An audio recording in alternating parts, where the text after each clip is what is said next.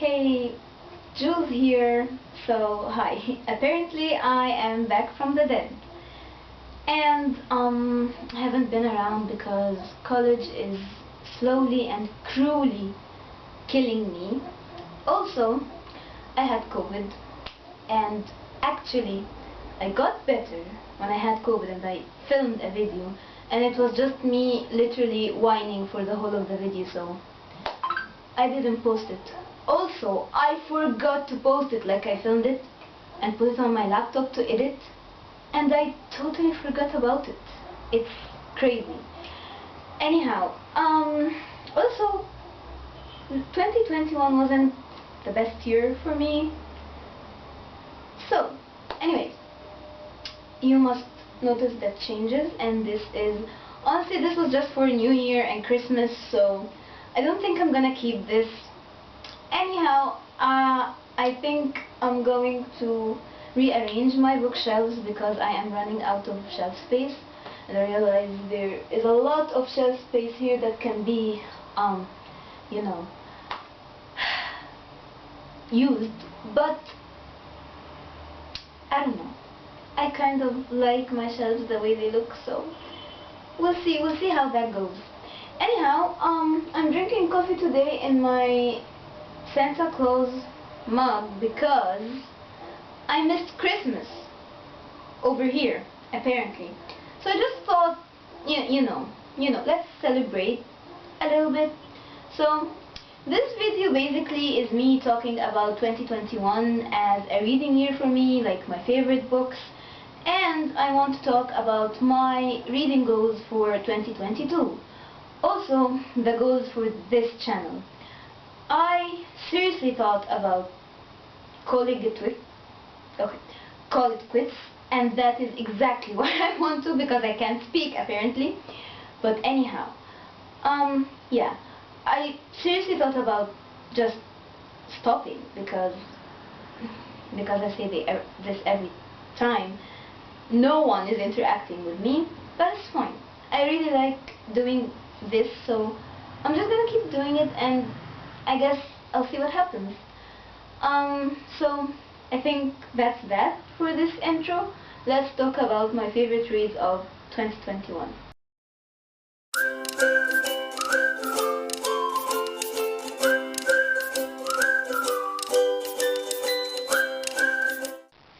Here they are. My favorite reads of 2021. So I could not for the life of me do a top 5 because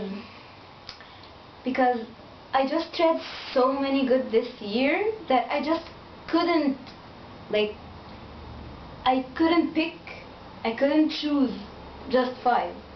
Okay, and also even though I did not like reach my reading goal this year, which was 70 books, I really did have an amazing reading year. So I'm not complaining about my reading goals, honestly. I had a wonderful time reading this year. So let's get into that. Okay, shall we?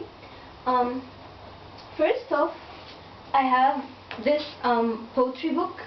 It's called Gitanjali by, he's a very famous Indian author, Rabindranath Tagore, and I am doing a great effort pronouncing this, so I'm extremely sorry if I'm butchering it. This was highly spiritual, and it was so good. Honestly, it's just, I don't know how to say this, but it's so good. I just want to find, oh yeah. So this is a part I underlined, and it's amazing. This is translated, obviously. Even thus, my rebellion strikes against thy love, and still its cry is, I want thee, only thee. It's so good, and this is just like a very small, segment of this goodness. So it's just, I totally recommend this, and I hope you can see it clearly. It's like reflective a little bit. Anyways, I talked about this before in the channel, so yeah, we're just saying it again. Oh, by the way, these are in no particular order. This is the order I read them. Like, I read this first and then the next one and the next one. Okay? Just to make this clear, next we have, oh, the Red Flag book. I am unapologetic. Anyways, The Catcher in the Rye by J.D. Salinger. This is just,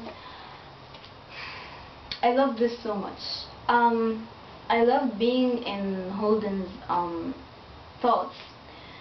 He is, I love him as a character. He was like my first favorite character of 2021, and I totally loved him. He's like my new bookish best friend, as I have said multiple times on this channel, and it's clear that he needed help, and I guess that is why he is so relatable, because all of us, we reach certain points in our life where we feel as lost as Holden does in this book, and I guess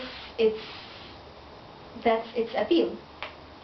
So yeah, totally read it. Never mind it's a red flag book, but I don't care. I love it. One of my absolute favorites.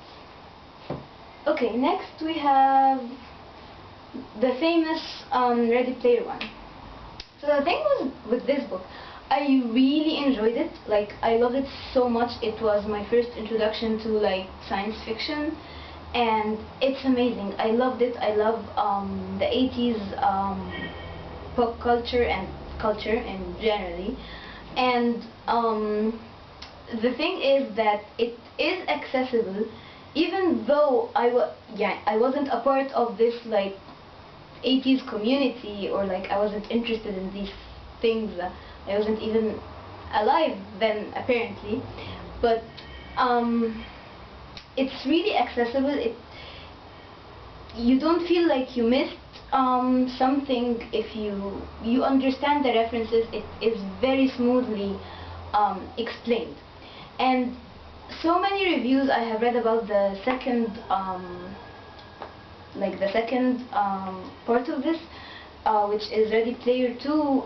People were just extremely underwhelmed by it, and I don't want to risk, the spark around this book by reading the next part. But I have heard, and I'm not sure if this is true, but I have heard that there will be a third part. So if that comes out and people actually like it and think it's redeeming of the second part, I will pick up the next two parts. But for now, I love this. It has made me happy. Like, happy. I was happy reading this. Even though it deals with like some heavy topics, but it just touches down on them. Like, not, it's not a sad book. It's actually, I loved it. I felt happy reading this. So yeah, read it. And the next one, oh my god, An Absolutely Remarkable Thing by Hank Green. This book, you guys, made me cry, like alone in my room in the middle of the night, cry. This book, a certain scene, I don't want to spoil anything, but if you know, you know. I think I spoiled it in a previous video, but whatever, I'm not doing this in this video. Absolutely loved it. I'm definitely gonna pick up the sequel, but I'm not sure when, but I'm definitely gonna pick it because I love this book, and Hank Green is amazing. Like, Hank Green is amazing. Like, his YouTube videos, his TikTok videos, his book.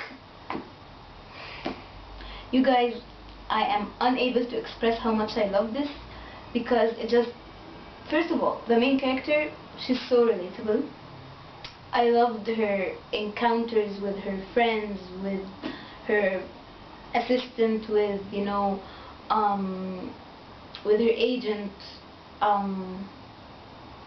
I love how it addressed also a little bit of her insecurities, and how at the end of the book it is revealed that she has been the special one all along. Like, I don't know how to explain it without spoiling anything, but please just pick this up. It's so brilliant, it's so clever, and it is a little sad at the end, but I promise you, you will have a very good time reading this. So please, please, please pick it up and read it and enjoy it to the max, and yeah, and pick up the sequel. I need to, work with my own advice and pick up the sequel, but hopefully we'll get to that. Okay. So, next I have Carrion, which is a spin-off of Fangirl by Rainbow Rowell, which is, Fangirl was my #1 favorite book last year, and I really wanted to read this, and I read so many contradictory reviews about this. Some people couldn't get through it, some people didn't want to finish it, and I just don't understand why. I love it so much. I enjoyed this so much. It's fun, it's mainly elementary and magic and fantasy and all that, and it's just so good. It is so good. So yeah, don't listen to people saying it's not good, because it's so good. And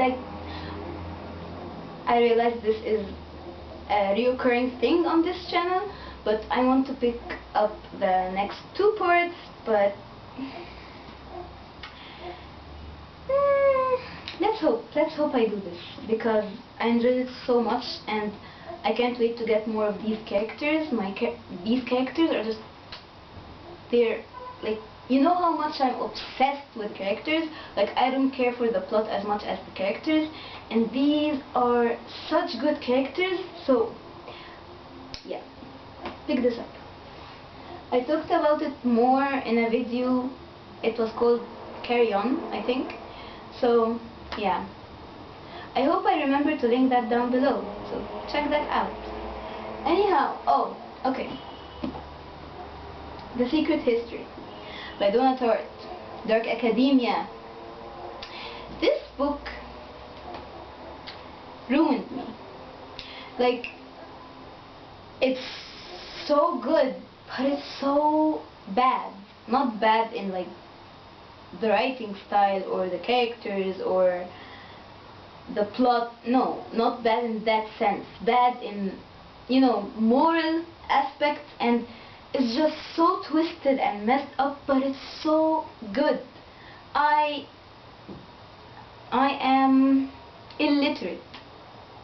I cannot express how good this book is, and it like literally ruined me. Like, am I going back to Dark Academia for more emotional damage? Definitely, but yeah. And I love the main character in the sense that the main character navigated this group of friends along with the reader, or rather we were navigating them along with him. But, and I think that's brilliant. I think that's amazing, I really love the main character. Some questionable characters in here. Also, the main character did something very, very stupid, but yeah. I love this book. Read it, but emotional damage warning. Yeah, okay. Oh, The Ocean at the End of the Lane. I have no words. I cannot speak. This is amazing because it reminded me how it was like to be like 8 years old. I don't know if it was 8 or 7. And funny thing is that the main character, he's a small boy who is not named throughout the entire thing. And I find that very fascinating because I was reading it like in the first few chapters, and I was talking to my mother about it, and about how like how the plot is amazing and I'm enjoying this so much, and I kept trying to remember his name, and I was like, is his name not mentioned, or am I just totally Or is this total fish memory? I know this is scientifically inaccurate, but whatever. So, yeah. Read this, it's amazing. Read this, read this. And Neil Gaiman, I'm coming for you. I am definitely reading more of your books, and this was amazing. This was like, yeah. How elaborate. Anyways. Oh, so, Isma. So this book I talked about earlier in my Cairo Book Fair vlog, and I was quite ignorant about this word then. This turns out to be a conditional in the Arabic language apparently, and it is very rarely used, so that is why I don't know nothing about it, and I'm not that great in grammar, obviously, in Arabic grammar or in Arabic in general. So yeah, this book came to me, this by the way was the last read of the year, and it was such a good ending to such a good reading year, because this book, this author has disappointed me so many times that I went into this book, even though this is a very hyped up book, I went into this book thinking with very low expectations, like the lowest of low expectations, because I have been let down by this author so many times, and this book is really hyped up, even though his other books are hyped up as well, but they always disappointed me. So I went into this very skeptical, but to be very honest, I was surprised, very pleasantly surprised and impressed, to say the least. Like, if you know Arabic, please read this book, because it's so good. And if you don't, I hope this gets translated one day, because it's so good. It's like a journey to rediscover yourself. And you know, given some stuff that happened in 2021, for me, I really needed this book. It really helped me, and like, not helped me, but like, it made me feel seen and understood and heard, and it was so relatable, and I'm just so happy I read it. And yeah, I'm gonna shut up now. Okay, so that was that, and now I am moving to a very interesting you know, section of this video, because I have read many, not many, like a few classics this year, other than my assigned readings for school, but I will also include these. They're just two dramas, and I'll include them because they're amazing and I enjoyed them despite of having them assigned. Okay, and yeah, and I took poetry, even though college was literally killing me. I had a poetry course this semester and I enjoyed it so much, and like, literally my professor, Dr. Sylvia, shout out, she's my favorite, she turned this semester around. Like, I enjoyed this so much because of her. So we love her. Thank you so much. Let's tackle the classics.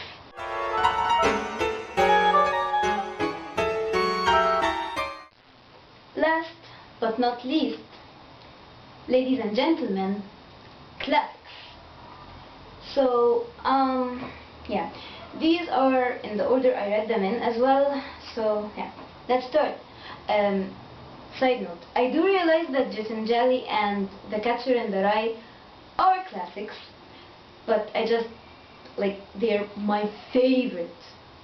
Like, I wanted to include them in a more prestigious section of the video, if you can call it that. Anyways, we're starting off with, yeah, I'm using this as like map. Okay. Anyhow, A Christmas Carol by Charles Dickens. I love this so much, and I wish I can find my favorite quote right now, because this would be amazing. Oh yeah, my favorite quote. It is a fair, even-handed, noble adjustment of things, that while there is infection in disease and sorrow, there is nothing in the world so irresistibly contagious as laughter and good humor.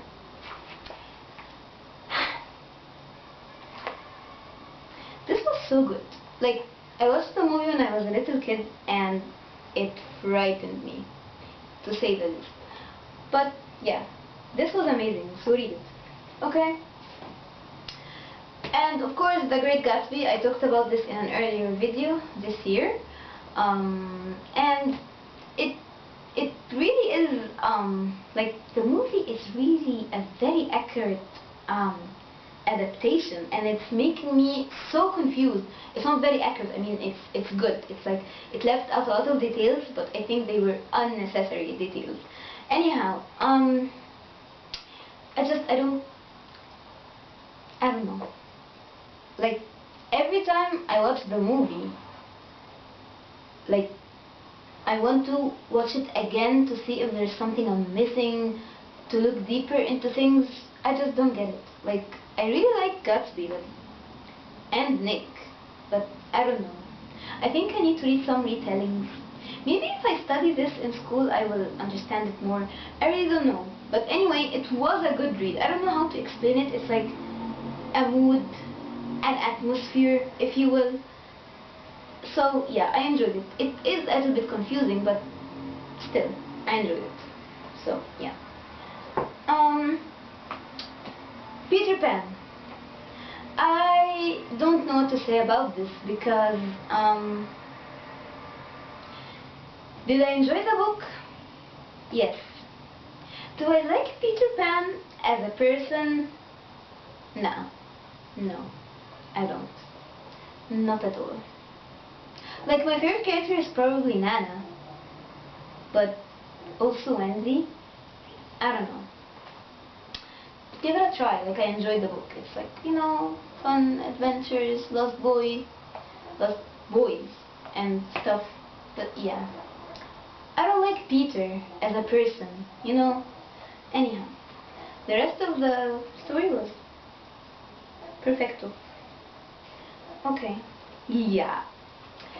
Through the Looking Glass by Lewis Carroll. So, I read, of course, Alice in Wonderland, and to be very honest with you, I liked it, and I enjoyed it, but not nearly as much as I enjoyed this. This was just so good, and I don't even know how to explain it. Like, it's full of like children's rhymes, and I don't know, it's so good. I enjoyed it way more than Alice in Wonderland, and it like made me laugh, and it was just so nice and refreshing, and by far this and A Christmas Carol is my favorite classic, or my favorite classics of the year. So yeah, but this I think this surpasses A Christmas Carol, and this is say a lot, because I really like Dickens, you know. Anyhow, yeah, pick this up. You're not gonna regret it. Mary Shelley's Frankenstein. What do I say? What do I say? I'm trying so hard not to spoil this, okay, but Mr. Frankenstein is just stupid, if you ask me. Like, he's stupid. Like, questionable decisions, and this was like very tragic, to say the least. But yeah, that dude's decisions are just questionable, and while I enjoyed the writing style, I enjoyed the concept of, you know, that Mr. Frankenstein went to doom because of his over-ambition, which is also a theme in Dr. Faustus that I have studied in school. We'll get to that later. But I really like the concept, the idea behind this book. I really enjoyed reading it. But the thing is, the part I enjoyed the most was the part narrated by the monster. And I don't know what this says about Mr. Frankenstein, but I think it says a lot. Because, yeah, dude was insufferable. And he wasn't like, he tried to be a hero, he failed miserably. That wasn't heroic at all. And the poor monster. Don't get me started. Please don't get me started on this. I was very disappointed by the ending because, I don't know, I wanted more. Like, I wanted the monster and Mr. Frankenstein to, I don't know, like, reach, I don't know, like some peace of some sort. I don't know. I really don't know. It's just, I think Mr. Frankenstein is at fault here. I think we can all agree on that. So, yeah. That was my unnecessary banter about Frankenstein. Last but not least, the two plays I read for school and studied for school were Dr. Faustus by Christopher Marlowe and An Ideal Husband by Oscar Wilde, and I enjoyed both so much in very different ways, because Dr. Faustus is like Christopher Marlowe. His writing style is immaculate. Like, he's amazing. He's like, you know, he's the big thing. And I really enjoyed his writing style. Like, there was a certain delicacy to his writing style. But the characters, because obviously this is like a morality play, so the characters were just very two-dimensional, and I hated it. I hate two-dimensional characters because they are not real. They are not characters. They impersonify like traits, and yeah, this is not very enjoyable to me, but it really is a success as a morality play. I mean, I felt sorry for Dr. Faustus the whole of the play, and I felt like, dude, why would you do this? Why would you?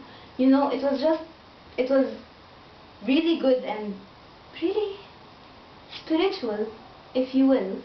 But yeah, I love this, just not in the same way I love An Ideal Husband by Oscar Wilde. And I realized they cannot be compared because this is a very classic, like, you know, morality play. Like, you know what I mean? Anyways, I hope you do, because yeah, I can't articulate anything I'm trying to say. Anyhow, An Ideal Husband. Ladies and gentlemen, An Ideal Husband by Oscar Wilde. Chef's kiss. Characters are amazing. Lord Goring, he is my favorite character of all. I can't wait to read more by Oscar Wilde, even though, even if I don't like have to study it for school. I really enjoyed this. It was so refreshing. It's like a highly sarcastic, and you know, you can't go wrong with sarcasm, you know. It was so good. The characters were amazing, and like, I don't want to say this is better than Dr. Faustus, because you cannot compare these two. But I love this. It's just, anyhow, read this. Read stuff by Oscar Wilde. I really want to read his The Picture of Dorian Gray. So yeah, I hope I get to that, and I guess I will have to read a lot of classics this year because of school and because it's nice. So yeah, great play. Pick this up. And yeah, if you watch the movie is horrible, okay? The play is so much better, so please don't watch that movie. It's horrible. Okay? Okay. So, this was this about this was that. Anyway, about the classics, and to the last section of this video, long video, I guess, is my 2022 reading goals and the things my reading firsts of this year. It's the first time I read sci-fi this year. It's the first time I read dark academia this year, and it's the first time I read Arabic fantasy books. And you can say they're fantasy, dystopian-ish, but it was so good. Like, I did not expect it to be that good, but it was. And these are Arda Zicola and Amarita. I don't remember the author's name. Anyhow, I wasn't going to mention them in this video anyhow, but I just thought I'd say this is the first time I tried something and I really liked it. So, about 2022 reading goals, I have no reading goals at all.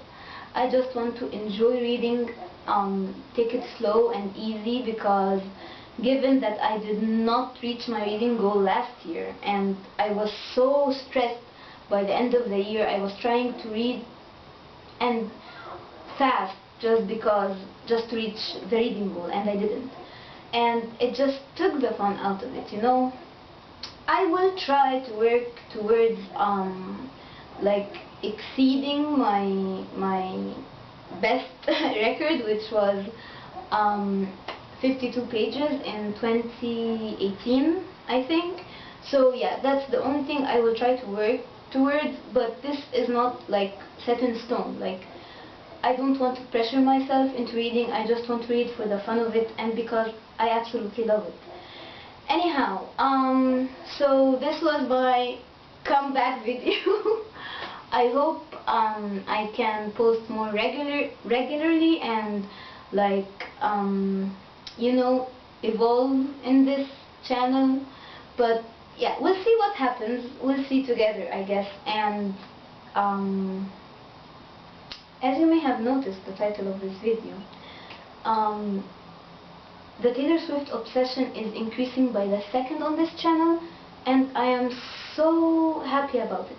So yeah, if I keep, you know, making Taylor Swift references, yeah, don't find it weird, because yeah, I'm a hardcore stan now.